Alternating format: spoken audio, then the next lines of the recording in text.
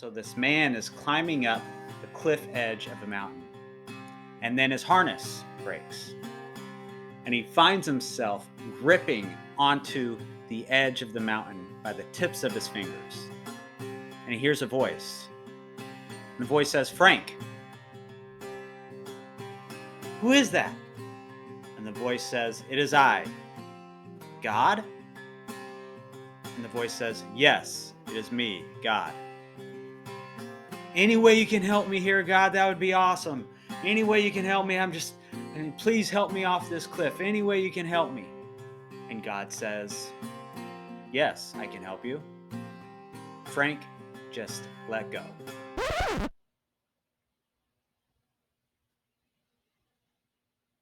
Anybody else there that can help? Hi, I'm Kenny Hill with Recovery Hill, and the principle I want to discuss today is surrender.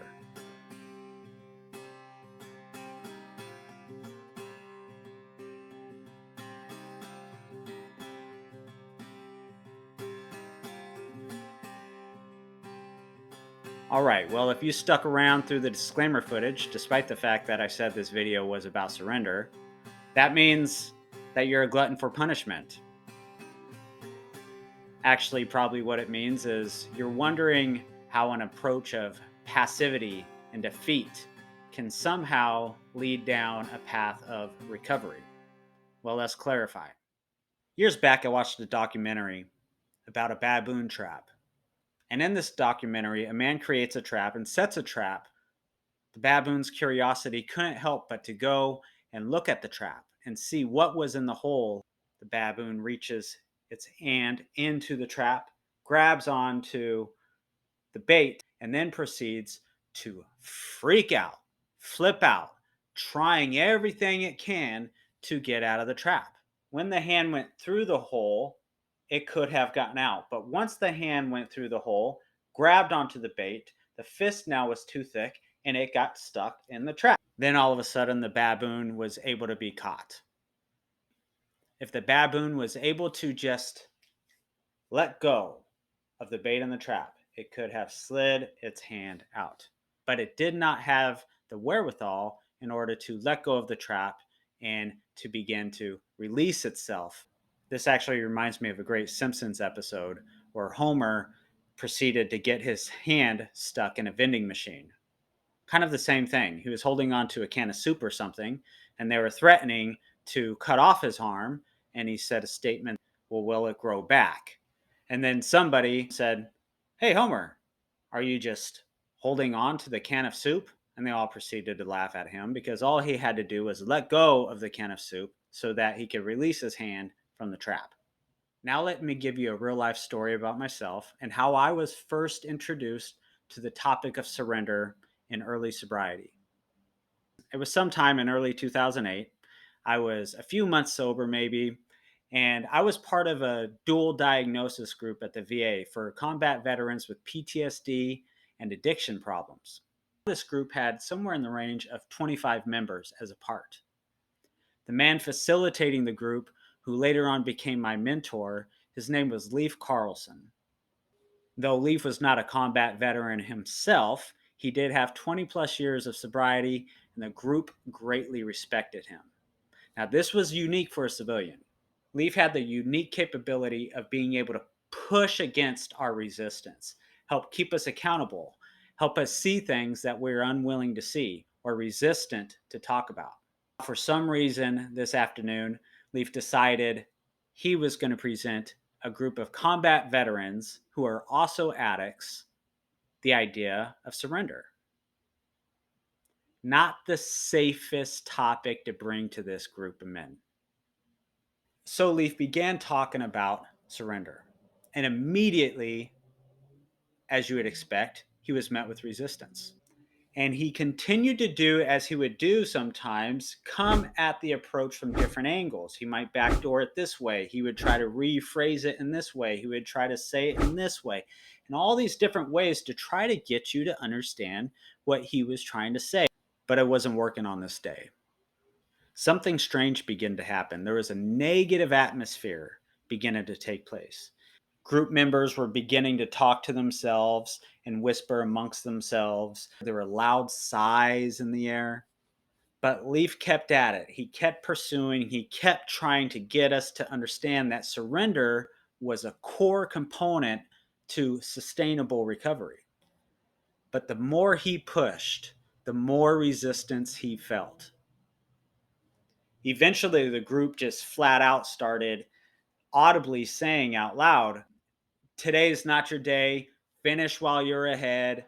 Leaf, just shut up, man. Stop talking to us about surrender.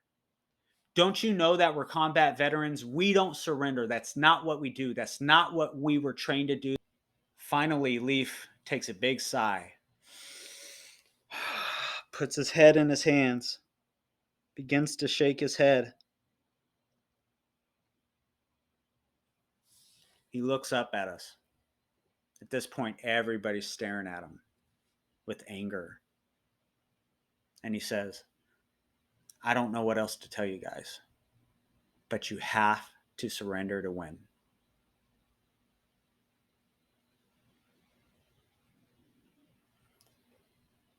Now, when he said that, there was total silence. After a moment or two, you can begin to start hearing these inhales take place as there begin to be this illumination of understanding throughout the room, almost as if everybody got it at once. And then you begin to hear immediately as all these veterans in the room begin to grab these pens out of their pockets. I don't know if it was only the group of veterans that I'm around or whatever, but for some reason, veterans always have a pen in their pocket and they never have paper. So they all begin to start writing on their hand this statement, "Surrender to win." Years later, I ended up getting it tattooed on my forearms here in reverse so that the first thing I can see in the morning when I splash water on my face and I look in the mirror is "Surrender to win." It's the first message I try to wake up to. It's also the last message I try to have my clients leave when they leave my office. Above the door as they leave my office is the statement, "Surrender to win." The moment I was able to understand this idea of surrender and the importance and power that I would paradoxically be able to attain from it was life altering. It began to change my approach and add more nuance to my life immediately. Famed Swiss psychiatrist Carl Jung, who happens to be embedded within the very marrow of 12-step programming, has a famous moment of surrender himself within his own experience of life. A very brief history synopsis of the experience: Carl Jung had a break with another famed psychiatrist who you might have heard of, Sigmund Freud. These two were very tight, but they had a break due to philosophical differences that could not be amended. This was overwhelming for Carl Jung. He went through deep, deep bouts of depression, even to the extent of suicidality. Within his experience of trying to somehow make this right, he had an experience of surrender. Reflecting back on this break, Jung admits in his writings, memoirs, dreams, and reflections that he felt he was in a state of psychosis. Jung wrote, "I was afraid of losing command of myself. This identity and my heroic idealism had to be abandoned. For there are higher things than the ego's will, and to these one must bow." Within the 5 pillars that I discuss, surrender is the very essence of the 5th pillar of higher awareness. It is the life affirming paradox that fights powerlessness with acceptance. Surrender isn't quitting or giving up, unless quitting or giving up needs to happen. But unequivocally, it is definitely not an act of passivity or neglect. Surrender in this context is to remove unnecessary suffering, not to avoid misery. Unnecessary suffering is the attachment to patterns or behaviors that our ego desperately wants to control or attempt to defeat. Again, unnecessary suffering is the attachment to patterns and behaviors that our ego desperately wants to either try to control or attempt to defeat, to reduce complexity in order to attain more competency. So, going back to my story with Leaf, his battle was his own attempt to try to control. His ego was desperately trying to control that experience in a very paradoxical way because he was trying to get us to understand surrender. And it wasn't until that he actually surrendered himself. He put his head in his hands. He nodded to himself, admitting to himself, I can't do this. I'm not good enough to get these guys to understand the importance of surrender. And it wasn't until he surrendered himself that we all got it. Oh, that's power. The attempt to control a behavior you historically have little ability to be able to control. That is a battle you ought to surrender.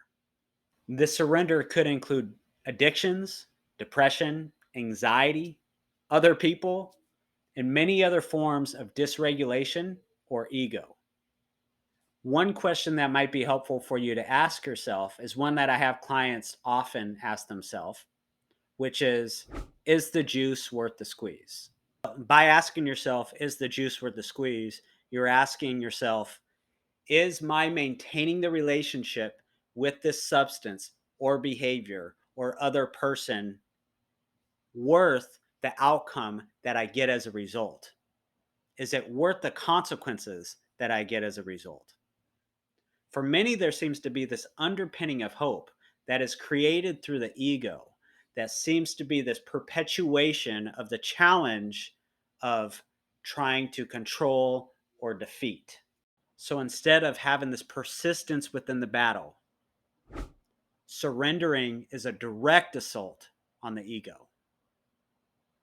So whether you're an alcoholic, neurotic, dyslexic, you're erratic or sarcastic, you're melancholic, insomniac, I tried to make that rhyme, workaholic, a Red Sox fanatic,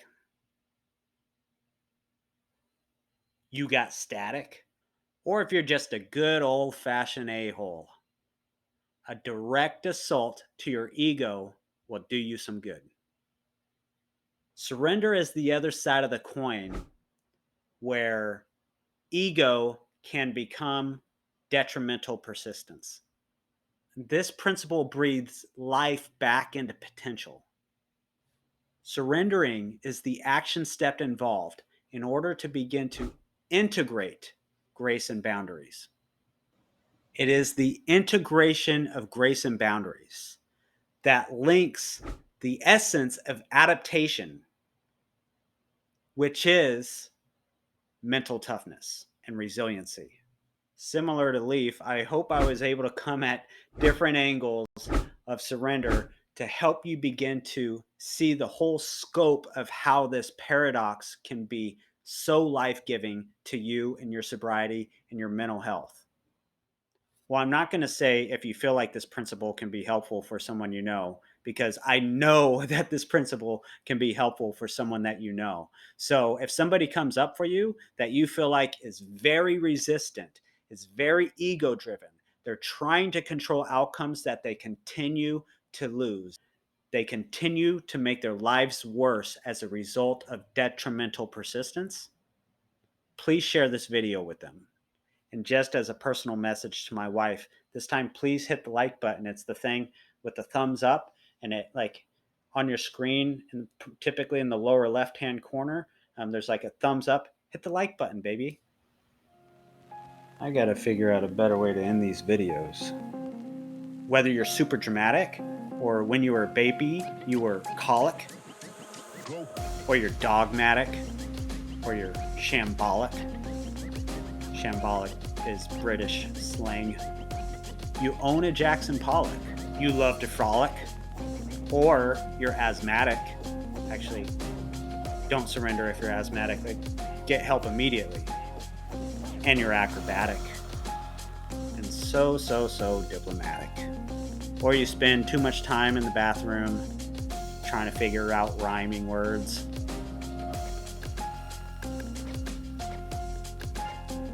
Automatic, systematic. Do what you do, player. Just keep that money on your mind. In the traffic ball of status. Do what you do, player.